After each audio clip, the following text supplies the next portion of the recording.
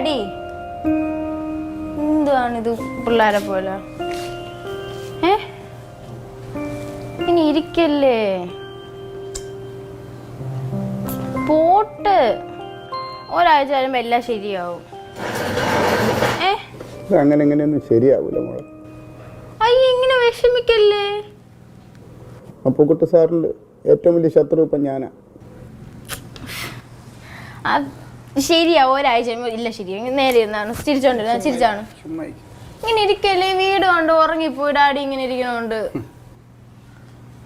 ഇങ്ങനെ ഇരിക്കല്ലേ, please please. ചിരി ഒന്ന് ചിരിച്ചേ, ഒന്ന് ചിരി. അമ്മയുടെ പേടി. അമ്മ മറ്റേ മേരി ആൻറ്റി അടുത്ത് അവിടുത്തെ പശു പ്രസവിക്കാറേ ഭയങ്കര വിളിയായിരുന്നു. ഭയങ്കര വിളി. അപ്പം അമ്മ അങ്ങോട്ട് പോയി. ഡാഡിയുടെ വിഷമമൊന്നും അമ്മയ്ക്ക് പ്രശ്നമല്ല, പശുവിൻ്റെ വിഷമമാണ് അമ്മയ്ക്ക് വലുത്. അളിയോ അളിയോ സാറാവണില്ലേ?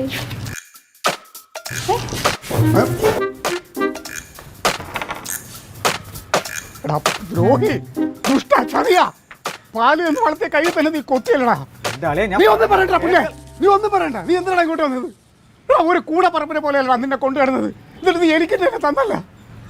ഞാൻ പറയുന്നത് ഒന്നും പറയണ്ട, ഇനി ഒന്നും പറയണ്ട.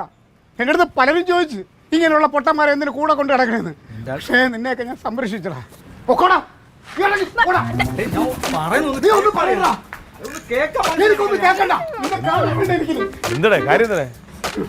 നിന്നെ ആരുടെ അങ്ങോട്ട് വിളിച്ച അവനെന്താ പറയണെന്ന് പറഞ്ഞിട്ട്? നീ ഒരക്ഷരം മിണ്ടരുത്.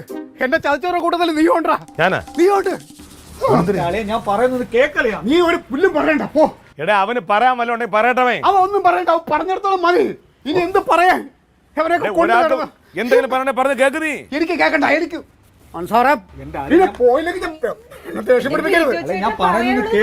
മതിയടി. ഇവനെയൊക്കെ ഞാൻ അങ്ങനെയാണ് കൊണ്ടു നടന്നത്. എന്നിട്ട് എനിക്ക് അതൊക്കെ ശരി തന്നെ. അവൻ എന്തെങ്കിലും പറയണേ പറയട്ടവേ. ഞാൻ പറയുന്നത്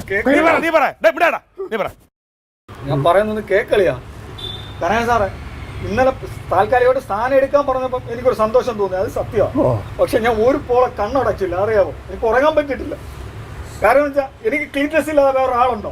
ഞാൻ രാവിലെ തന്നെ അപ്പുക്കുട്ട സാധനം വിളിച്ചു പറഞ്ഞു ക്ലീൻ ഡ്രസ് ഇല്ലെങ്കിൽ ഞാൻ ഇല്ലാന്ന്. അറിയോ അളിയെന്ന്?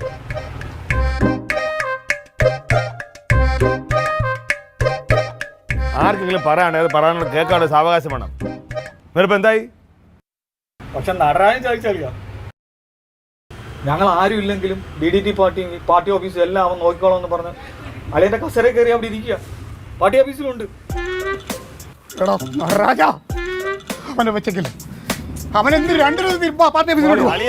നീ അടഞ്ഞ്, നീ എവിടെ സമാധാനമായിട്ട് ഇരിക്കും. ഇപ്പൊ എന്താ പ്രശ്നം? എടാ, നടരാജനെ പോലും എടുത്തിരിക്കാൻ പറ്റിയ സീറ്റായിരുന്നു. നീ അതിനകത്ത് കയറി ഇരുന്നേ ഉള്ളൂ. എന്റെ അളിന് വലിയ സീറ്റ് വരില്ലേ? ഈ DDT പാർട്ടി പൊടി തട്ടിപ്പറ തട്ടിക്കളെ. അതിലും വീരും കൂടി സൈനഡ് പാർട്ടി വരുന്ന നിനക്ക്, അതിൽ പൊളിക്കാൻ നിനക്ക്.